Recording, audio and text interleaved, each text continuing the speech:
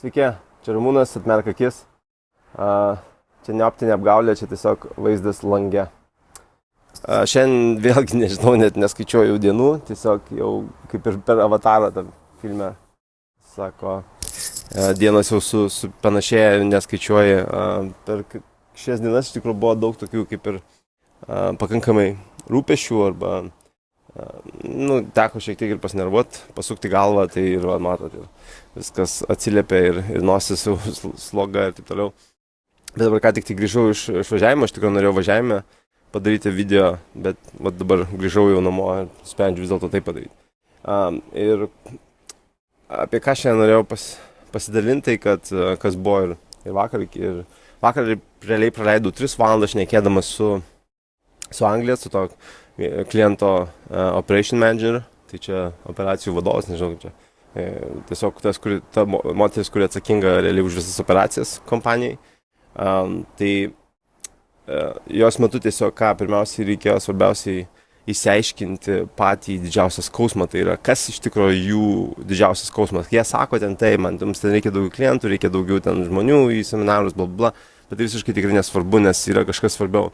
Ir pavyzdžiui, jų atveju supratau, kad pas jūs tiesiog yra didelis spaudimas iš viršaus, kad gautų tų žmonių į seminarą, bet vien tik dėl to, kad reikia išvien pinigų. Ta prasme, kad pakankamai didelė mašina užsukta, kur reikia išvien gauti pinigų. Ir tam reikia seminarus, kviesti žmonių, reikia daryti tam tikrus dalykus, kurie būtent atneša tuos pardavimus. Kas dar? Čia dabar vienas, pasidalinsiu tiesiog tokiam idėjom, mintim, kurios man dabar kilo tiek važiuojant, tiek dabar. Tai, kad Rolandas, matau, vis rašinėja ten apie, Ramūnai, kada uždirbsim, kada šnekėsim apie litus, kada pradėsim uždirbti pinigus. Tai aišku, taip mąstant žmogus visą laiką sėdės toj pačioj skylėj, kur ar tai depresija, ar tai pinigų neturėjimas, kas bebūtų. Bet iš esmės irgi tas pinigų uždirbimas, tai kad šitie dalykai yra pinigų uždirbimas. Mąstymas, nusistatymas, kaip reikia mąstyti. Netgi šiandien vakar ruošiam medžiagą šitam jau pilnai prezentaciją tam seminarui, kuris buvo šiandien vakare.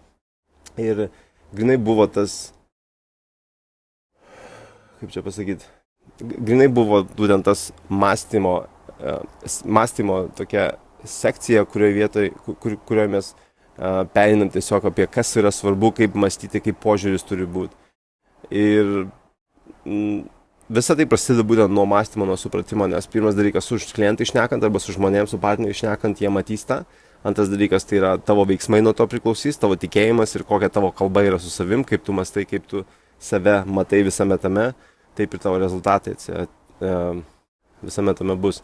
Ir žmonės dažniausiai, kurie kalba labai daug apie pinigus, yra tie žmonės, kurie dažniausiai jų neturi. Ir dėl to aš, pavyzdžiui, stengiuosi visą laiką žiūrėti į vertę, netgi ne tai, kad, oi, palauk, jeigu aš negausiu pinigų ar ten daugiau duosiu, negu klientas man moka, ne. Čia yra biedno žmogaus mąstymas, tai yra tikrai žmogus, kuris iš baimės visą tai daro, turi duoti daug daugiau, nes nuo tavo rezultatų žmonės visą laiką pasidalins. Ta aš jau radęs ne pirmą kartą, kad jeigu žmonėms tikrai padedi gauti, ko jie nori, jie tau duos, padės tau gauti tai, ko tu nori. Dėl to visa tai tiesiog yra vadinama fair exchange, lygus apsikeitimas.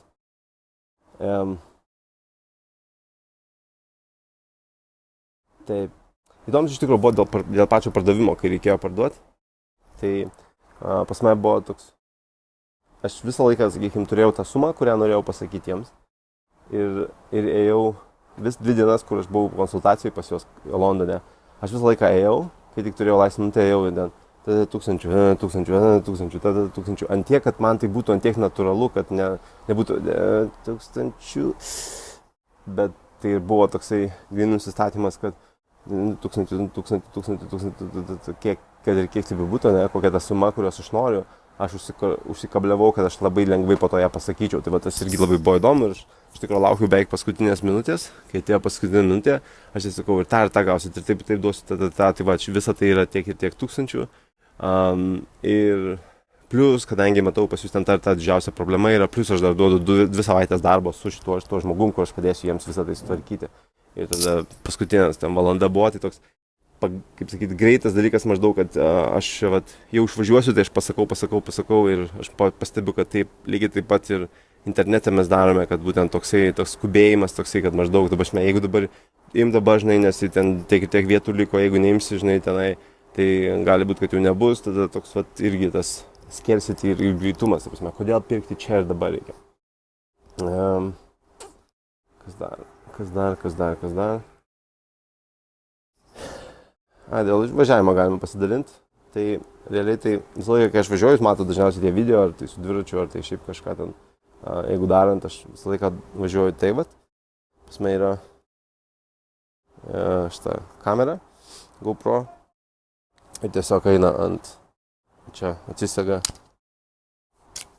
Irgi labai patogu, tai aš ją tiesiog nusiemu kartais ir rankoje pasiemu, kad būtų daug lengviau filmuotis iš tikrųjų. Be to, be vandens keiso, kur yra, tai čia vat yra mikrofonas. Šitoje vietoje yra mikrofonas. Apsaugotas šiek tiek ir jeigu važiuoji, gali iš tikrųjų filmuoti, įrašinėti. Aš turėjau, aišku, ir pajungęs ir mikrofoną. Šalia čia tiesiog prisisekdavo, bet labai kažkaip tai toks garsas papildomas. Tai irgi visą laiką galima tiesiog pajungti, kaip ir dabar telefoną turiu, visą laiką galima pajungti viską į tai, kas mums po ranka. Ir reikia praustis eiti. Ir skustis ir tvarkytis. Tai kas man smagiausia prie šitą visą iššūkį, tai kad jau priprantu prie to video darimo, prie to, kad dalinuosi tai, kas esu, kas vat, ir nebijau pasirodyti, ten, kaip nebijau. Tiesiog jau nusiemi šarvus, nusiemi visą tą baimę, viską ir paprastai darai, nes stengi būti protingas, tiesiog darai, nes tai tavo gyvenimas. Tu žinai, kad tai gyveni ir pamatai, kad vis dėlto žmonės, nei jie ten varo kažkaip, nei jie kažkaip juokiasi, nei jie kažkaip, žinai, kikena iš to. Gal kažkam nepatinka, bet tiems žmonėms, kuriems reikia, jie žiūri. Yra žmonių, kurie žiūri ir, pripranti prie to, koks esi, kad tai yra normalu, kad nieko blogo nuo to nebus, kai anksčiau bijodavai, galbūt pasirodyti, galbūt bus sustumtas. Ir kaip ir praeitam video sakiau, kad mano vienas iš tų pagrindinių tai yra išskirtinumas ir meilė ir ryšys, tai realiai mano didžiausias baimės buvo, kad aš nebūsiu išskirtinis ir kad aš prarasiu meilę ir ryšį. Tai mano šitie viso gyvenimo, sakykime, tie nuopoliai, viskas, ką aš dariau, baimės ir pykčiai ir visi kiti dalykai buvo būtent iš to. Tai kai tą žinai, tada tiesiog sustiprini tą dalį ir pradedi gyventi pilnavertį gyvenimą. Tai va, o šiandienos klausimas yra...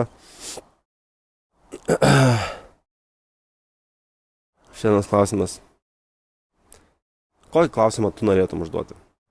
Kokį klausimą norėtum tu užduoti? Ir būtinai parašykite YouTube, kad ir kur jūs čia žiūrit, parašykite apačioje ten, kur yra komentarai, parašykite būtent, koks yra jūsų klausimas. Kokį klausimą norėtumėt man užduoti? Eikė.